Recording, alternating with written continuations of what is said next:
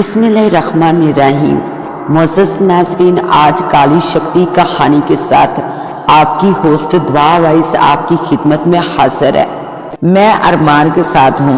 आप सब लोग जाइए यहाँ से। मैं जरा अरमान पर अल्लाह का कलाम पढ़कर दम करूँगा। रियाज अहमद की बात सुनकर सब वहाँ से चले गए। आंटी आप बता दे ये आखिर क्या माजरा है? नीलम का अरमान से क्या ताल्लुक है? जहाँ तक मैं जानता हूँ अरमान नीलम से जिंदगी में पहली बार काले जंगलात में ही मिला है। मैं और अरमान बचपन से एक साथ है।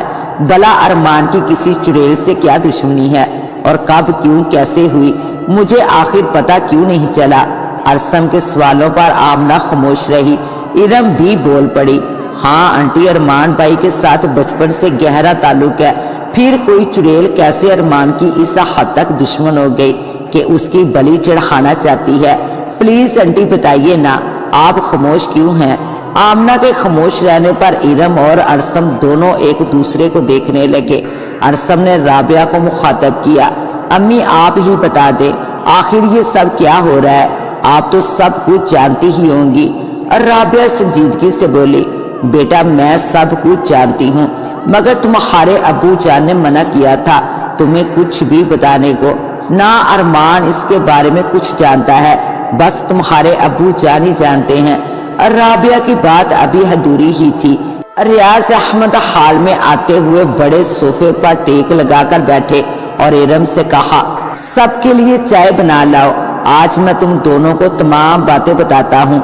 इरम जल्दी से सबके लिए चाय बना लाई। चाय पीते हुए रियाज अहमद गहरी सांस लेकर बोले, अरसम बेटा, इरम बेटा, बात जरा गौर से सुनो और डरने या घबराने की जरूरत हरगिज नहीं है। वैसे भी हमारे पास अल्लाह के पाक कलाम की ताकत है। हम अशरफुल मखलूकात में से हैं। फरहान और मैं बहुत अच्छे दोस्त थे, जैसे तुम और अरमान हो। आज से 20 साल पहले हम शिकार पर गए थे काले जंगलात की तरफ। हमें भी शिकार का बहुत शौक था। वहाँ हम हिरन का शिकार खेल रहे थे कि फरहान हिरन के पीछे पीछे जंगल में आगे निकल गया। हिरन का शिकार करने के लिए जैसे ही इसने फायर किया तो कोई साधु हवन जलाकर पूजा कर रहा था। वो फायर हिरन को लगने की बजाय उस साधु को लग गया और वो उसी वक्त मरने की हालत में आ गया। इसकी पत्नी भी वही थी। इसने अपने मरते हुए पति से कहा, स्वामी ये क्या हो गया?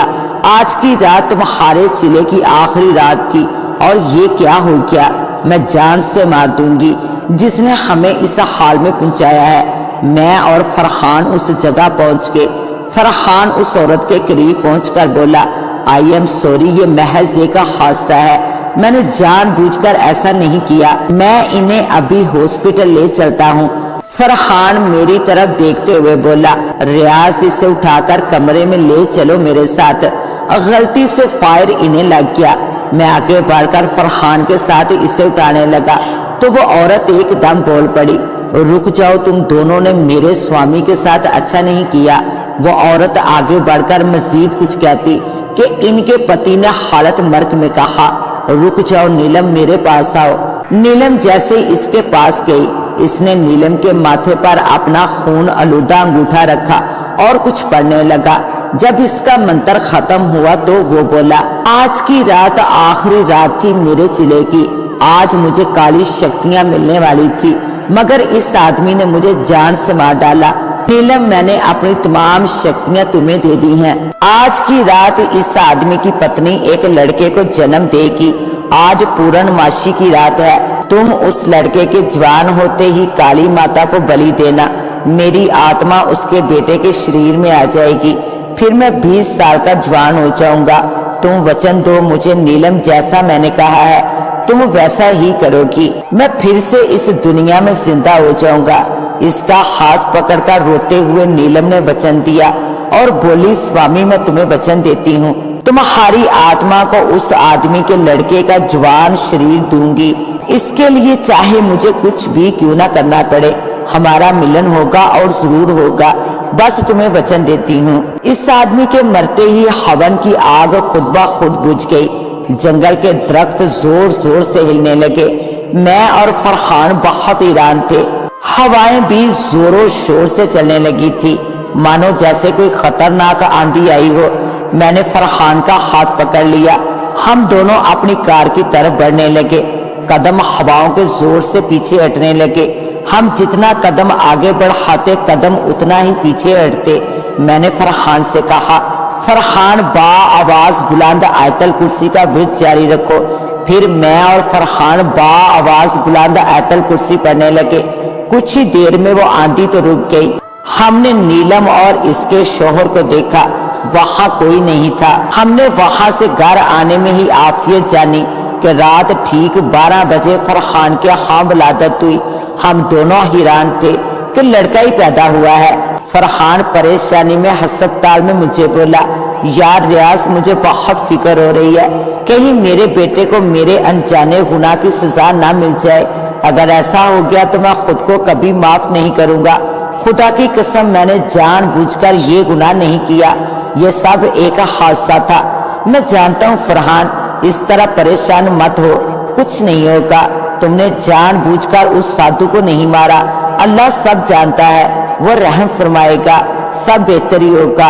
तुमने उसकी बात नहीं सुनी थी रियाज? क्या इस साधु ने हालत मर्ग में अपनी काली शक्तियां अपनी बीवी नीलम को दे दी थी और वो कोई खास शक्ति हासिल करने का चिल्ला कर रहा था? मुझे अपनी कोई फिक्र नहीं है रियाज, फिक्र है तो अपने बेटे की जो अभी इस दुनिया में आया है। आते ही मौत की तलवार इसके सर पर लटक गई। फरहान तुम फिक्र ना करो, कुछ नहीं होगा तुम्हारे बेटे को। हम मिलकर मुकाबला करेंगे इस नीलम से। मैं फरहान को तसल्लियां देता रहा, मगर फिक्रमंद भी बहुत था, क्योंकि जो कुछ जंगल में हुआ इसके बाद नीलम और साधु की बातों को मामूली समझने की गलती करना बेवकूफी थी। चंद महीने गुजरे थे कि फरहान मुश्किल परेशान रहने लगा था। आमना भाभी पर भी ये हकीकत अश्कार हो गई, साथ ही अरसम तुम्हारी अम्मी पर भी।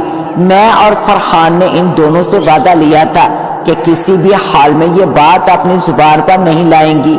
नीलम ने गुस्से और जलाल में पूरे 1 साल बाद फरहान को मार डाला। हम चाहकर भी इसका कुछ नहीं बिगाड़ सके। उसने हमारी आंखों के सामने फरहान को उसके ही घर में मार डाला। फरहान ने हम तीनों के सामने तड़प तड़प कर अपनी जान दे दी। मैंने पुलिस को बुलाया तो नीलम ने कुछ इस तरह के मंत्र पढ़े कि तलवार गायब हो गई। फरहान के जिस्म से निकलने वाला खून भी गायब हो गया। पुलिस ने पोस्टमार्टम करवाया तो मौत की वजह दिल का अचानक बंद हो जाना बताया गया। हम तीनों बेहद हैरान थे जो हमारी आंखों ने देखा। अब हम तीनों को फरहान के जाने के बाद अरमान की फिक्र लाहक हो गई। बस यही वजह थी कि हम सब अरमान की इतनी फिक्र क्यों करते थे। मैंने अपने मुर्शिद से रूहानी इल्म की तालीम हासिल की ताकि इन 19 सालों में नीलम से मुकाबला करने के काबिल हो जाऊं और अपने दोस्त फरहान को इसके ना करता गुनाह की सजा से बचा सकूं। अगर अरमान को कुछ हुआ तो फरहान की रूह तड़पती रहेगी। रियाज अहमद की आंखों में आंसू थे और अरसम इनकी बात मुकम्मल होने पर इनके कदमों में बैठकर बोला, अबू जान मैं आपके साथ हूँ। जिस तरह फरहान अंकल से आपको मोहब्बत थी इसी तरह मुझे अरमान से है। मैं अरमान की जान बचाने के लिए कुछ भी कर सकता हूँ और मैं हमेशा आपके साथ हूँ। रियाज अहमद बेटे की तरफ देखकर मुस्कुराने लगे। अगले रोज जब अरमान नींद से जागा तो इसका पूरा जिस्म दर्द से चूर था। बहुत हिम्मत करके बिस्तर से उठा था कि अचानक काली बिल्ली ने इस पर हमला कर दिया। वो खुद को बचाने की कोशिश करने लगा क्योंकि अचानक हमले के लिए वो हरगिज तैयार न था। फिर दर्द से जिस्म टूट भी रहा था। काली बिल्ली ने अरमान के चेहरे पर अपने पंजे गाड़ दिए थे। वो बुरी तरह चीख रहा था। इसके चीखने पर घर के तमाम अफराद इसके रूम में आए तो काली बिल्ली अरमान पर झपटी हुई थी। अरसम आगे बढ़ने लगा कि काली बिल्ली को अरमान के ऊपर से हटा दे। रियाज अहमद ने रोकते हुए कहा, रुक जाओ अरसम, तुम दूर रहो।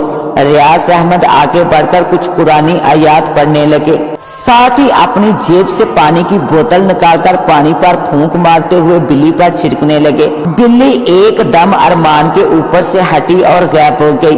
तमाम लोग घबरा गए थे। इरम राबिया बेगम से चिपक गई थी। आमना आगे बढ़कर अरमान को गले लगाते हुए रोकर बोली, पूरा चेहरा जख्मी कर दिया मेरे बेटे का। یا اللہ میرے بیٹے کی اس نیلم سے حفاظت فرما۔ ریاض احمد بولے آمنہ بھابی آپ یہاں سے جائیے، ارسم بیٹا ذرا دوائی کا باکس لا کر ارمان کے چہرے پر دوا لگا دو۔ رابعہ بیگم ارم کے ساتھ جا کر کھانے کا بندوبست کرنے لگی۔ کھانا ٹیبل پر لگائیے، ارمان ہم سب کے ساتھ لنچ کرے گا۔ چلو اٹھو بیٹا ڈائننگ ہال میں چلتے ہیں۔ ارمان جوان تھا، ایک دم سے لاغر حالت میں پہنچ گیا تھا۔ ارسم اور ریاض اسے سہارا دے کر ڈائننگ ٹیبل تک لائے۔ آمنہ اپنے ہاتھوں سے ارمان کو کھانا کھلانے لگی۔ ارمان ایک دم گمسم سا تھا، خاموش، کسی سے کچھ بات تک نہیں کر رہا تھا۔ ارسم بات کرنے کی کوشش بھی کر رہا تھا، مگر ارمان اس کی طرف نہیں دیکھ رہا تھا، نہ کوئی جواب دے رہا تھا۔